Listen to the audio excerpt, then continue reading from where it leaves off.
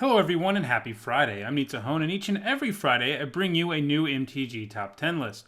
This week I'm doing something I've done a couple of times before and looking at the best cards in a particular set. Previously I have done this with Tempest and Urza's Destiny. This time we're looking at Nemesis, the second set in the Mercadian Masks block, which came out way back in 2000 and had 143 cards. These lists are always interesting, and someday I plan on getting around to doing every set, and I also do them in part to help plug a great Magic the Gathering channel that is in the midst of doing a series called Card Anthologies that looks at the history of each and every Magic the Gathering set. That channel is, of course, the Card Bazaar, and you should head over there for their great Card Anthology series. I'm doing Nemesis this week, and they looked at Nemesis in their most recent Card Anthology video, and you can find the link to that in the description below. The two videos complement one another quite well. In my video, I am, of course, looking at the 10 cards from Nemesis that have left the biggest mark on the competitive Magic scene, and in their video, you can find out more about the set. So go check it out. Now, before we start, a quick reminder on how I score my lists.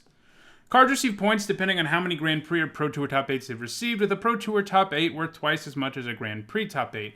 The cards are then arranged on this list number 10 through 1, with number 1 having the highest score. I also consider Legacy and Vintage Championship events as Pro Tour Top 8s so that those formats can be better represented in the scores of the cards. In the description, you can find cards from Nemesis with one or more point that didn't make the list. Now, on to number 10.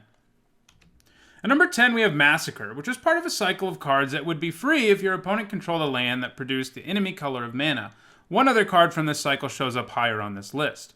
Obviously, anything that can sometimes be cast as free is great and kind of broken, and this is especially nice because white decks frequently run low-costed efficient creatures that could be swept away by Massacre.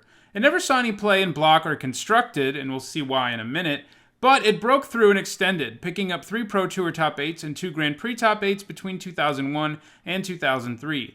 It also sees play in Legacy and has picked up a Grand Prix Top 8 there as recently as December of 2016. It has also seen an uptick in play in Vintage as well, and both its uptick in play in Legacy and Vintage is partly related to the fact that Monastery Mentor, which was somewhat recently printed, is now being played pretty heavily in Legacy and Vintage, and Massacre just deals with him and all of his friends. As long as the Mentor is around, Massacre has a good chance to continue to see play in those formats and pick up a few more points.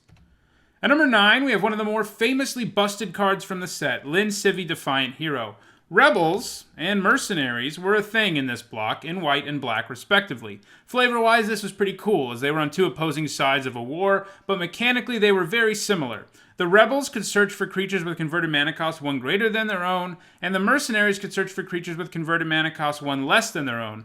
The Rebels ended up winning out, without Mercenary decks ever really taking off. This is probably because of the fact that searching for higher converted mana costs and chaining together bigger and bigger Rebels was more powerful than going smaller the way that Mercenaries did. In fact, it's sort of like what Birthing Pod does.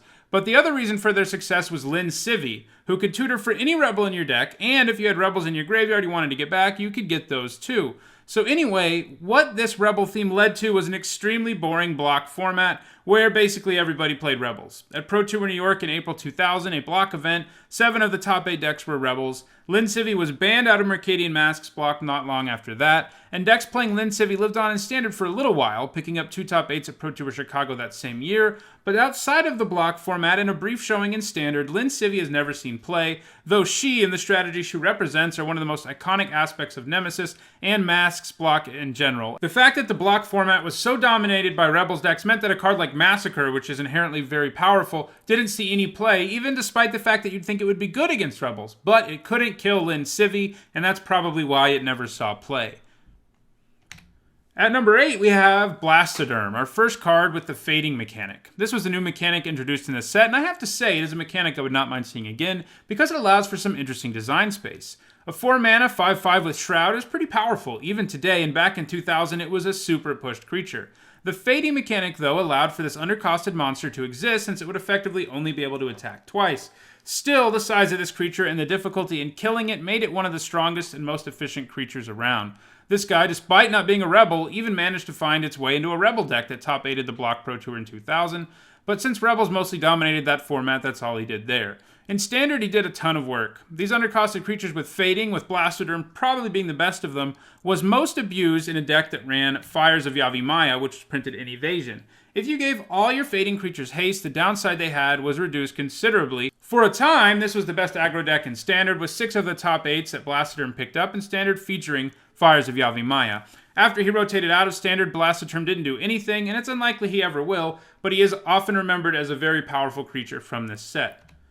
At number 7, we have another card with Fading that shows the interesting things that you can do with this mechanic, Parallax Wave. Instead of being an undercosted creature, Parallax Wave is a powerful removal spell that actually used its own Fading counters as fuel, allowing it to exile creatures for each Fading counter it removed. When it left play, like most exile enchantments in white, those creatures got to come back into play, so you had to make some decisions with this card. Did you want to exile 4 of your opponent's creatures to get in for a bunch of damage, or just a creature here and there to make those specific creatures stay dead longer? Whatever your decision, this was a powerful card. All the Rebels decks ran it at Pro Tour New York in 2000, but unlike the Rebels, it lived on past the banning of Linsibby Defiant Hero and saw play in Standard too, including in Rebel decks, but 2 others in enchantment-based decks that could tutor up the Parallax Wave and get it back from the graveyard as well, making it way more powerful. It saw play in Extended 2 in a variety of white decks ranging from white weenie decks to infinite life gain decks. It never saw play in non-rotating formats though, and hasn't seen play anywhere since 2005. At number 6, we have our third and final card to make this list with the Fading mechanic, which is another good representation of the interesting design space the mechanic occupies.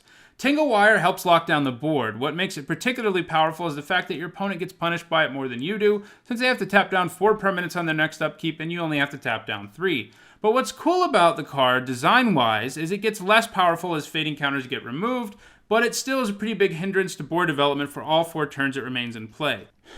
In Standard, it picked up 3 top 8s at Worlds in 2000 in artifact-based decks running Tinker, a card which lets you cheat a massive artifact into play at the cost of sacrificing an artifact. Tangle Wire worked fairly well in this strategy because of the fact that it could hinder your opponent's board position while you tried to figure out what to tinker, and because it allowed you to sacrifice your Tangle Wire when you wanted to, allowing you to control when this board-hindering effect stopped being a factor.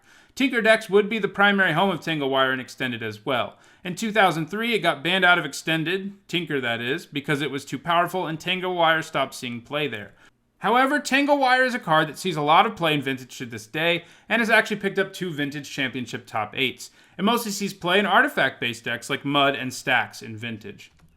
At number 5, we have Seal of Fire. There was a whole cycle of seals in this set. Another member of this cycle appears higher up on this list, and they were all enchantments that did something when sacrificed that was pretty characteristic of its color, and usually represented an instant speed spell from that color. In the case of Seal of Fire, you have an enchantment that is basically Shock. In some ways, it's worse than Shock, namely that your opponent knows you have it, unlike Shock where you can leave in your hand. But, on the other hand, the turn you actually use the seal, you don't actually have to spend any mana on it if you put it into play earlier, so it is difficult to compare them one-on-one. Something that is still true today was true then. 1 mana spells that do 2 damage are playable and constructed because of their efficiency, and you almost always trade up with them. As a result, Seal of Fire saw a decent amount of play. The seal, by the way, was also reprinted in Dissension, giving it another shot at some points. On its first run-through block, it didn't pick up any top 8s, mostly because it wasn't white like all the Rebel decks were. However, after being reprinted in Dissension, it did pick up 4 Pro Tour top 8s in a Ravnica block Pro Tour, 2 in control decks and 2 in aggro decks, indicating that the card was good wherever. In Standard, it picked up a top 8 at Worlds in 2001, its first time around, and a top 8 at Worlds in 2006, its second time around, both in aggressive red-based decks.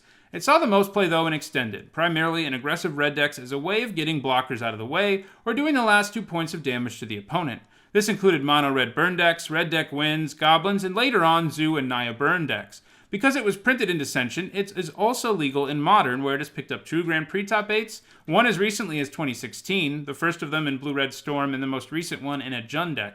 It isn't completely impossible to see CLC's play again in Modern, but it does seem to be outclassed by cards like Lightning Bolt and Lava Spike in today's burn decks. At number 4, we have Accumulated Knowledge. For 2 mana, it only draws you 1 card, which isn't great, but once you draw your second copy, you get to draw 2 for 2 mana, and it only gets better from there.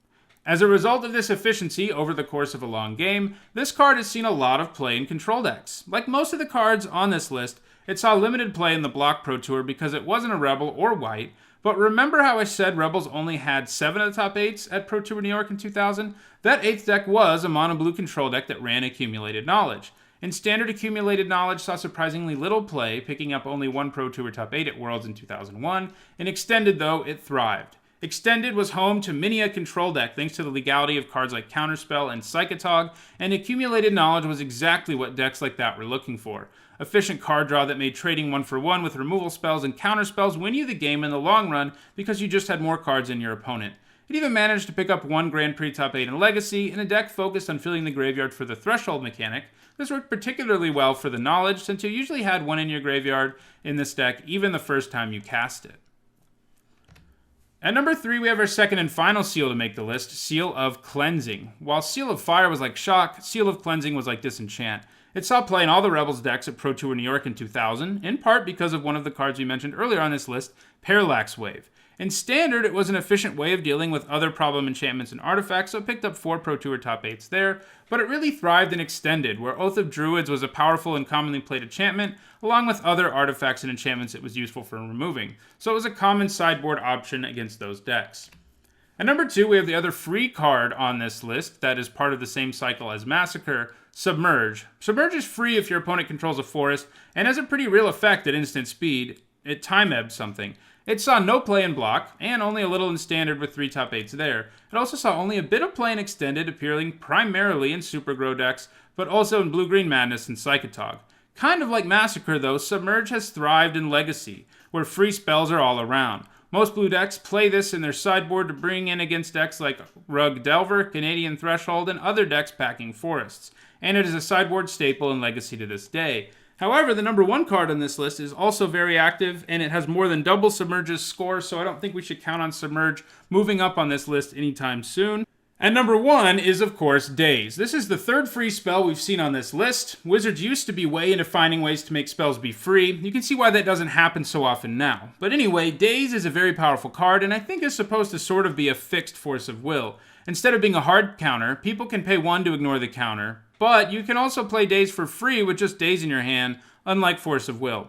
It picked up 1 Pro Tour top 8 at the Block Pro Tour for Mercadian Masks alongside Accumulated Knowledge, and it saw some play in Standard too in 3 different blue control decks at top 8 in 2000. Saw a bit of play in Extended too, largely alongside Accumulated Knowledge and Super Grow and Blue-Green Madness decks.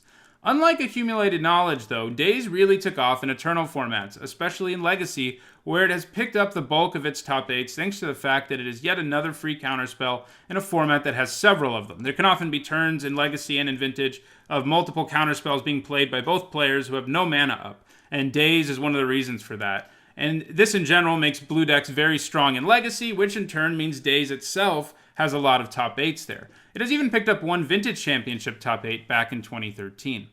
Well, that does it for this week's MTG Top 10. Remember, if you want to know more about Nemesis, don't forget to check out the Card Bazaar's card anthology video on the subject. You can find a link to it in the description below.